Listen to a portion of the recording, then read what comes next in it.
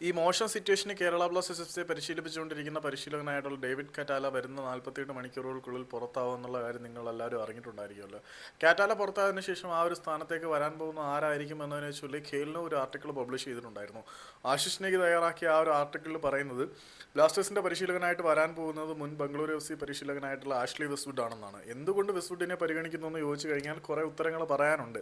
സ്ക്രാച്ചിൽ നിന്നും താരങ്ങളെ വളർത്തിയെടുക്കുന്ന ഒരു സവിശേഷത ആഷ്ലി വെസ്റ്റ്വുഡിനുണ്ട്. കാരണം Bengaluru F C 2013 I league ചാമ്പ്യന്മാരാക്കുന്നതിനും ഫെഡറേഷൻ കപ്പ് ജേതാക്കളാക്കുന്നതിനും ഒക്കെ വളരെ നിർണായകമായിട്ടുള്ള പങ്ക് അദ്ദേഹത്തിനും പ്രദ്യുമ്നൊപ്പം ചേർന്നിട്ടായിരുന്നു ആഷ്ലി വെസ്റ്റ്വുഡ് ഈ നേട്ടങ്ങളൊക്കെ സ്വന്തമാക്കിയത്. അന്ന് ബംഗളൂരുവിന് എടുത്തു പറയാനുള്ള നേട്ടങ്ങളൊന്നുമില്ലായിരുന്നു. കേരള ബ്ലാസ്റ്റേഴ്സിൻ്റെ ഇപ്പോഴത്തെ അവസ്ഥ വളരെ സ്ക്രാച്ചിലായിരുന്നു, ഒരു തേങ്ങാക്കലും ഇല്ല. ബ്ലാസ്റ്റേഴ്സിൻ്റെ മിഡ്ഫീൽഡൊക്കെ എന്ന് പറഞ്ഞാൽ കുഴമ്പായി കിടക്കുകയാണ്. ആ ഒരു മിഡ്ഫീൽഡൊക്കെ റീബിൽഡ് ചെയ്യാൻ വേണ്ടിയിട്ട് വെസ്റ്റ്വുഡിനെ പോലെ ഒരു പരിശീലകൻ വരുന്നത് നല്ലതാണ്. പക്ഷേ ഇവിടെ വന്നാലും വെസ്റ്റ്വുഡിന് കുറച്ച് ഡിമാൻഡ്സും കാര്യങ്ങളൊക്കെ ഉണ്ട്. അതുകൊണ്ട് അദ്ദേഹത്തിൻ്റെ ഒരു സൈനിങ്ങിൻ്റെ കാര്യം 48 മണിക്കൂറോളം വൈകും എന്നാണ് പറയുന്നത്. വെസ്റ്റ്വുഡിൻ്റെ ഒരു പ്രത്യേകത എന്ന് പറഞ്ഞാൽ പുള്ളിക്ക് ഇവിടെ ബംഗളൂരു എഫ് സിയെ പരിശീലിപ്പിച്ച് മാത്രമല്ല പരിചയം, അതിനുശേഷം പഞ്ചാബ് എഫ് സിയെ പരിശീലിപ്പിച്ചിട്ടുണ്ട്. അതുകൂടാതെ ATK ഒരു കെയർ ടേക്കർ കോച്ചായിട്ട് അദ്ദേഹം പരിശീലിപ്പിച്ചിട്ടുണ്ട്. പിന്നെ അദ്ദേഹം അഫ്ഗാനിസ്ഥാൻ്റെ നാഷണൽ ടീം പരിശീലകനായിരുന്നു.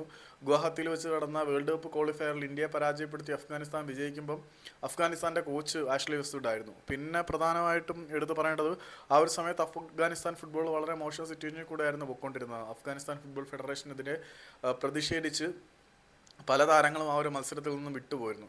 അപ്പം താരങ്ങളില്ലാത്ത ഒരു ടീമിനെയും കൊണ്ട് വന്ന് ഇന്ത്യക്കെതിരെ വിജയിക്കാൻ അദ്ദേഹത്തിന് കഴിഞ്ഞിട്ടുണ്ടായിരുന്നു ഇന്ത്യയുടെ ഹോം ഗ്രൗണ്ടിൽ.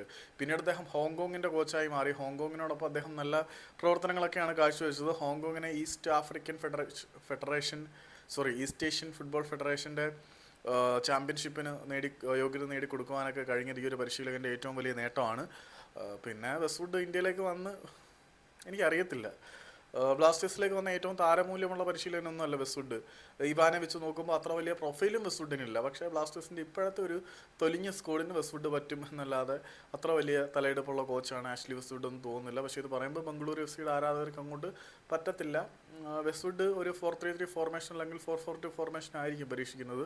നിലവിലെ സ്കോഡിൽ അതൊക്കെ വെച്ച് എന്തെങ്കിലുമൊക്കെ ചെയ്യുമായിരിക്കും എന്ന് പ്രതീക്ഷിക്കാം, അല്ലാതെ കൂടുതലൊന്നും പറയാനില്ല. വരുന്ന 48 മണിക്കൂറിനുള്ളിൽ സൈനിങ് കംപ്ലീറ്റഡ് ആവുമെന്നാണ് ആശിഷ് നേഗി പുള്ളിയുടെ ആർട്ടിക്കിളിൽ പറയുന്നത്.